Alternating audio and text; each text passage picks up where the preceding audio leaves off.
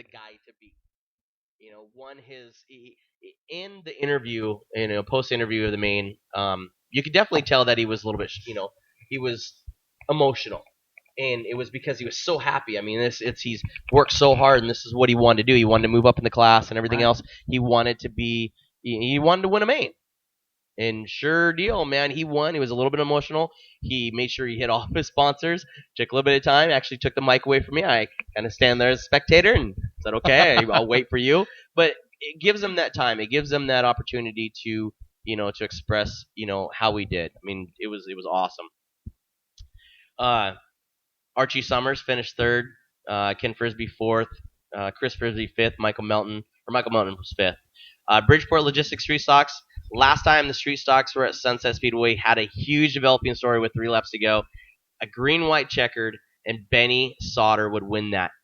But the difference is that the front 2 leaders would be Joey Tardio, Tardio and Labarge, and Benny Sauter would put a different story basically. The 33 of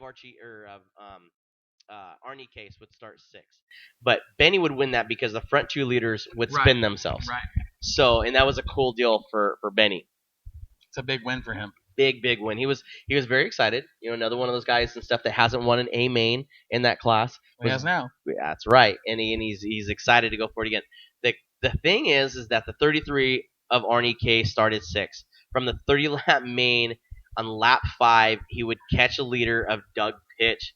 Pitch, I mean, he would work in and out of Pitch, and for 2 laps, I mean, it was crazy. On lap 7, he would take the lead.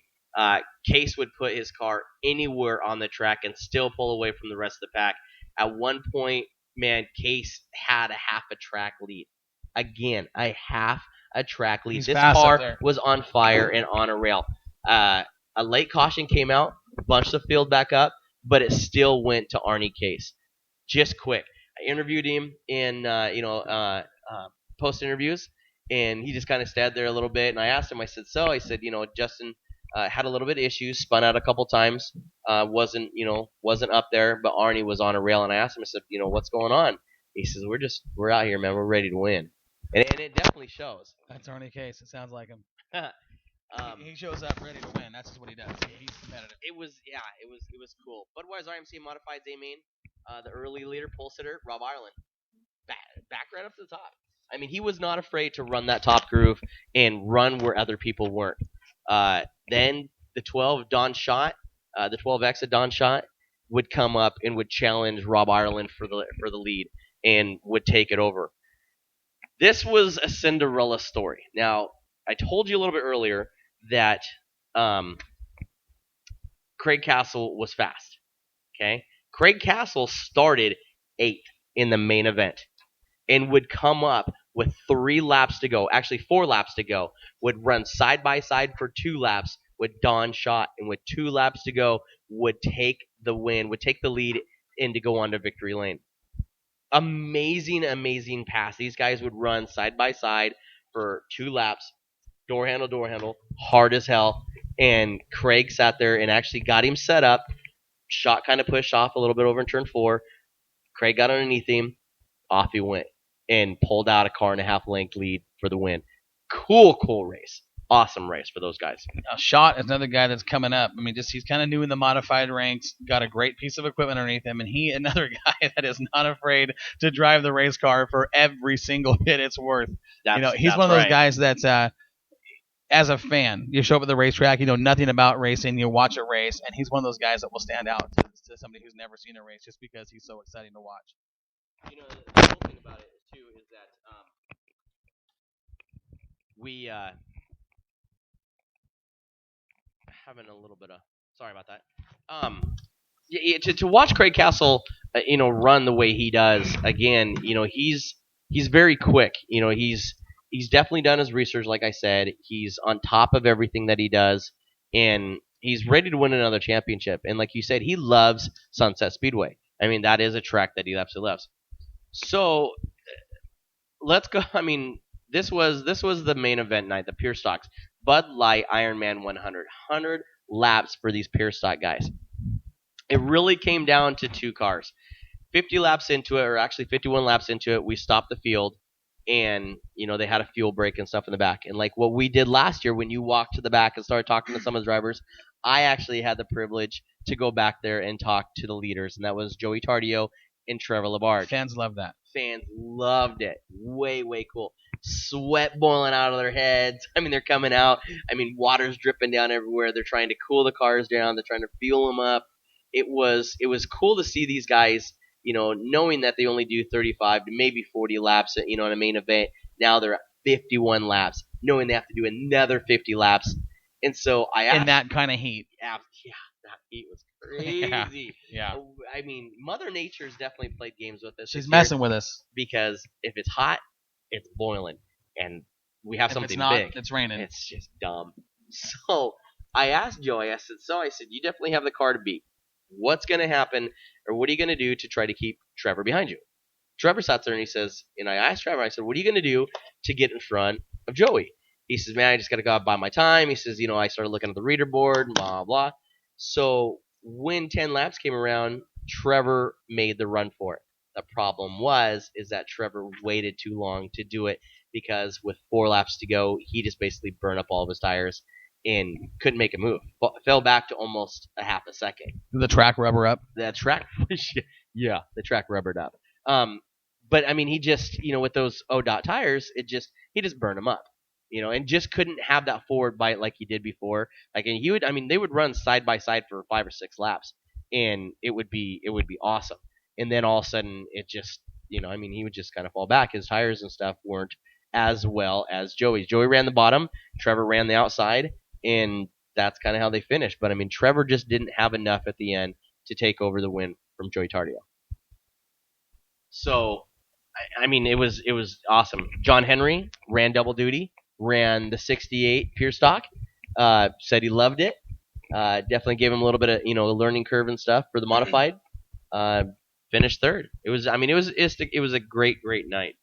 And then coming up this weekend, Sunset Speedway is going to the kids. This June 11th is Kids Night. All kids under 12 years old get in for free. And coming back to Sunset, of course, is the Northwest Extreme late models, super late models, the Bridgeport Logistics Street Stocks. 4Bs are back, and we have the Micro 600 Open and Restricted back again. And those are fun to watch. Those are crazy. Well, just knowing the kids are so young in those things, and how fast those little race cars are. But so overall, it sounded like a pretty good night at Sunset. Another good week in the books for you guys, and very good. Low car count, low fan count, but it wasn't a disappointment. Competitive fields, not a lot of cars, but competitive, top to bottom. Competitive. Yeah. Oh yeah, all day long. I mean, it was fun and exciting. It was something that the fans enjoyed. We had about an hour intermission where we had. We brought the fans down. We had a hula hoop contest. We had, we just went out and talked to the fans. Did you participate in that? I did not participate. I don't think the hula hoop would fit me. Get a track tire. I'm trying to eat healthy for lunch and stuff. Well, I had. You're looking good. You're slimming salad. up a little bit. Slimming up. Yeah. I had croutons though, but I'm trying to slim up, drinking some V8 and a couple more races like the heat we had last week, and that's 30 so check pounds. This out. So if everybody doesn't know, we wear our Moxie shirts, and people can verify and stuff that I wear my. No, I want someone to verify this, because you're required to wear the racetrack. So I see these interviews and I see these videos, and Josh, I don't see you in your Moxie shirt ever. My Moxie shirt is there at the track all the time. So is it on you? Yes, it is on me. I can verify. Fans from Sunset, I want you to call in. I want you to text me. Send me pictures if you see Josh in his Moxie shirt. That's awesome. No, so I was walking down right before trophy desk presentation, and I got down to the end, and this guy just wanted to talk he wanted to talk ever since I was sitting there and going through this. You could already tell he was a little tipsy. Why that early? Who knows? But apparently he was having a good time. Welcome to Sunset. Hot. You got to drink the cool ones, man. It was, he had his Budweiser all day long. And I got down to the bottom step, and he came around the corner and bumped me. And my whole left side of my shirt and everything was just dripping. And I looked down, and I said, that cost you $7, didn't it? He goes, "Oh, I'll just go get me another Well, one." I'm like, and he probably did. I Yeah. don't know, but he's just, I mean, and then he came down early, later on, and he was down below the tower. And with our tower, you can actually talk. Yeah, up, your know. tower is right above the fans. You guys Right. are close. And so Trisha, my wife, she's up in the Moxie Tower and stuff with me. She's the camera girl. She is the one, I mean, if you guys love the videos, that is who does the videos. She's doing a great job. An amazing job. She works her butt off, all volunteer, works her tail off all the time up there. I mean, she's there early. She's there at noon with me. She, she gets up there, and if there's, any changes and stuff to drivers' profiles, if there's anything like that, she is on top of it. She That's good. gets all my stuff ready. She's very, very, very good at what she does.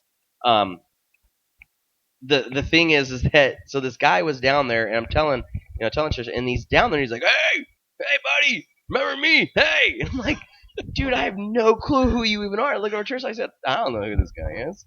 And I mean, it was cool. I mean, but apparently he knew me from somewhere, and yeah, I got a friend. That's okay. That's all right. But overall, yeah, it sounds like a good night. You got to cool off a little bit. A little sticky, but I got. We'll talk about a similar instance last week for me, but mine probably a little worse than yours. But so yeah, back to Willamette Speedway Strawberry Cup. One of the bigger races on the schedule for the entire racing season. Willamette Speedway, very historical event. And in true fashion, the Strawberry Cup, like always, lived up to its persona. 109 cars signed in, largest car count we've had in probably 2 years. That's an amazing huge deal. Car count. Cars from all over. Remember years ago, not to cut you off, remember years ago when we used to pit on the inside? Yes. Every single weekend, we had over 100 cars. Yes, 125. Yeah. I remember. How crazy was it on the infield? Yeah. Now, mind you, we were packed in there 40 now. Right. And it was full. It was full. Yeah. I mean, 109 cars with the trailers, and I mean the heat. It was an interesting day to say the least. But we had a very, very good program for the fans. Start with the classics, and I'm just gonna kind of run through results real quick with Willamette Speedway, so I can talk more about the Strawberry Cup. But classics and heat race number 1 was a cool deal to watch because Rick Chambers is a guy who is he's got a little Camaro number 12, and he'll tell you he's not a high dollar guy. He's a racer for fun. He has a great time, and he pulled off a good win in the first heat race of the night with the street stock division, and he finished ahead of Monty Howe, John Bussell, and Tanner Barron. But for Rick to get that win, you want to talk about somebody who was happy. That's a big deal to him because he's just one of these guys that, he's a hobby racer. Yeah. And to come out and get a win at Strawberry Cup, whether it's a heat race, a trophy dash, or main event, a win at the Strawberry Cup is a win at the Strawberry Cup. It was a cool deal for him. And then in Heat 2, Randy Jackson had the lead for a little while. And then J.J. Irvine, veteran driver, I mean, everybody knows J.J., he took the lead. Some bad luck hit, and Randy Jackson got him towards the end of the race and won Heat Race 2 for the street stocks. Third heat race of the night went to Mark Gaylord. Now, this is a guy that we've talked week in and week out about in that division. He is very, very fast. I want you to pay attention to this heat race, Josh, because the winner was Mark Gaylord. Kevin Williamson was second. Mikey Breakall was third. Evan Britton, Jody Tanner, and Talon Roberts. That's heat race. That's a heat race. Listen to the names. Gaylord, Williamson, Breakall, Britton, who was very fast, an 85 car from the Cottage Grove area. Jody Tanner and Talon Roberts. That was the heat race, and it was a good one. I mean, these guys went for it. They knew what was on the line. It was Strawberry Cup. Gaylord comes out with the win. Williamson second, Breakall. And margin of victory was less than a second in that particular race. So, I mean, Williamson was right there on Gaylord. Wow. Great race. And remember those names because we're going to talk about those later on in the future. This is what gets me is, and that's when you sign in. It's the pill draw. Uh-huh. How would you like to get a pill draw and then go look at the board and see that's my heat race? Right. I mean, that's bad news for any one of those drivers because there is 6 drivers in that race, every one of them capable of winning that. Fantastic heat race to watch. Fans loved it. Gaylord got the win. Now in the heat race 4, okay, we had 4 heat races, a B main, and an A for our street stocks. Okay. Dude, that is awesome. Andrew Langan, Shannon Horn, Chris Sine, James Whitehouse,